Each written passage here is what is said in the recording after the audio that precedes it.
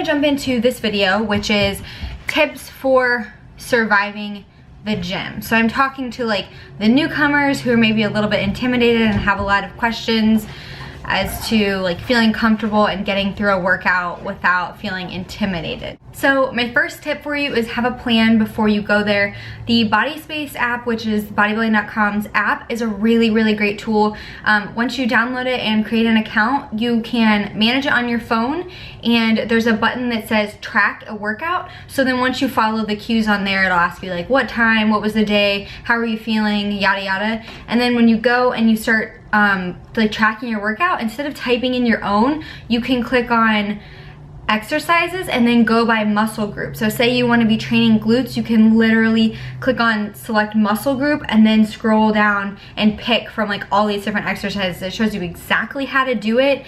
If you want more detail, obviously you can learn the name of it on the app and then Google it on your phone for more tips on how to do that exercise. But so, you know, sometimes you don't always have a plan going in because you feel a little bit lost. I usually use my cardio time, so like 20 minutes on the Stairmaster, to create my workout on Body Space, or just kind of in my head and like plan things through how it's gonna go. My second tip would be just remember that no one's looking at you like in a bad way. If someone's looking at you, maybe they like your shirt or your shoes or your hair, or they think you're pretty, or they think you're hot, or they think you have a nice butt, like just try to remember that no one's staring at you like, oh my god, that person looks new here, like what are they doing? Because we were all new at one point. We were all uncomfortable at one point, myself included.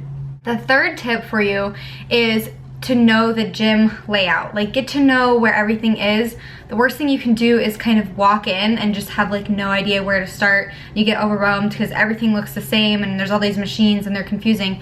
So the best way to learn the layout is obviously when you're choosing that gym to get a tour, but if you didn't do that, you can always pick a machine that you recognize right away. If you know how to do something, if there's a chest press, if there's calf raises, chill on that machine, do a few sets, and like just look around, just look at how things are going, just kind of observe like what people are doing on what machines. Use that to educate yourself. That's honestly how I learned to do like 90% of the exercises that I do, was just from watching other people do them.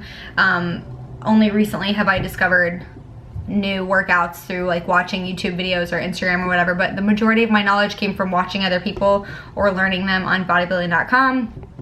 Another good way to learn the layout of the gym is, if you're not comfortable with any of the machines yet, is just to go over, grab some dumbbells, do some bicep curl, just do something that you know how to do. And then like in between your sets, when you're kind of sipping on water, just kind of look around and you know, just become familiar. And this is not me telling you that you should feel uncomfortable in a gym that you've never been to. This is me telling you that if you feel uncomfortable in a gym you've never been to, these are tools I use even when I'm going to a new gym and I'm like, oh, I really don't want to walk around and like look like I don't belong here. So I chill on a machine that I know how to use while I look around and kind of scope things out. Eventually you just stop caring. Like you don't even care if you look like you're looking around and you look confused. That confidence comes with time. Like, it's not something you're gonna maybe naturally have right away. You might not. So another tip for surviving the gym is not getting overwhelmed by the fact that someone is using something that you want to use. So I had a girl, Kendall, ask me on my last video like how I feel about, like, should I wait for the cables? Is it worth it? I'm like, yeah, it's totally worth it. Pretty much anything you want to do that looks effective or that is effective, it's worth waiting for. Try to do something in the meantime. We all have, our time is precious, and a lot of times I don't like to wait around for something if someone's going to be there for 10 minutes and I'm only there for an hour and a half. 10 minutes is a large portion of my time. So what I do is ask that person really politely, not like when they're in the middle of doing something and they're real intense. Don't ask them right then and there, like, hey, how many sets do you have left? Because they'll probably be rude and they probably just won't answer you because they're annoyed that you interrupted their set. But the best way to do it is to just kind of go up to somebody once they're done and then ask them how many sets they have left, or if you could work in, if that's something that you're comfortable with. And then not camping out like right behind them, but doing something while they're working. Because like for me personally, nothing drives me crazier than like someone just like standing behind me waiting for me to finish. Tip number 5 is just be patient and remember that like confidence in the gym totally comes with time. Trust me. I mean, I've been going to the gym for many years. I've belonged to many different gyms, and each time you join a new gym, you know, there is this sense of like nervousness because you've never been there before and you're new there, and even though you've worked out before, or maybe you haven't, it's just new areas that we're unfamiliar with make us a little bit nervous. So just remember that it's really, at the end of the day, it's not that big of a deal. Like, you will become comfortable within the hour that you're there, or within the days and weeks that you decide to work out there. Just remember, confidence comes with time, and don't let that be the reason that you stop going to the gym. That's something that's so saddening for me to see, is that people feel overwhelmed and don't have like a set workout or a set routine, or they just get overwhelmed by the sheer number of people at the gym. Hopefully you guys enjoyed, and I'll catch you in the rest of the video. What's up, you guys? So I clearly don't learn my lesson, because here I am yet again doing overhead press with a freaking hat on. But I actually really liked using the Smith machine for overhead press the other day. It's become a new favorite of mine on shoulder/back day, so I wanted to incorporate them again into my routine.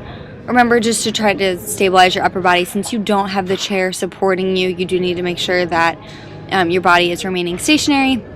Next, I moved on to some lat pull downs, and it's so funny watching this footage back, because I don't know about you guys, but my back gets so red on back day or on shoulders, just because of all the blood flowing.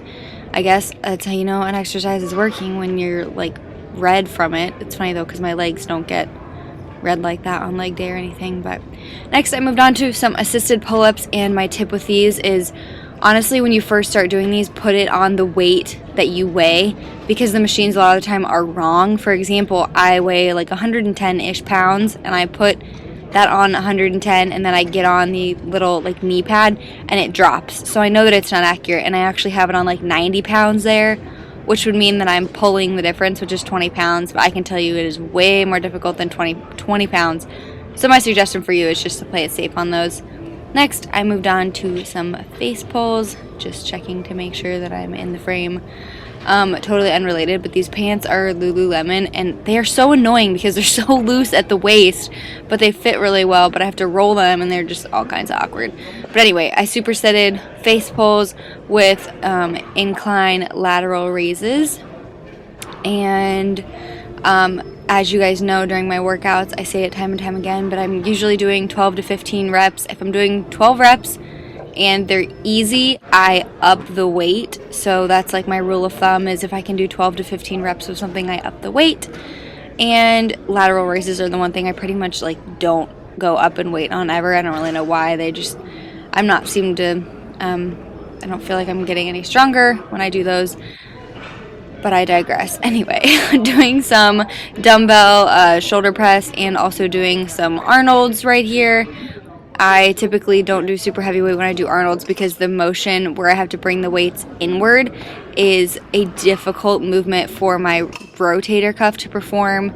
You'll see him again right here. It's just an awkward movement for me, so I don't want to get hurt doing those. Anyway, that's the end of my workout, and also the end of the video.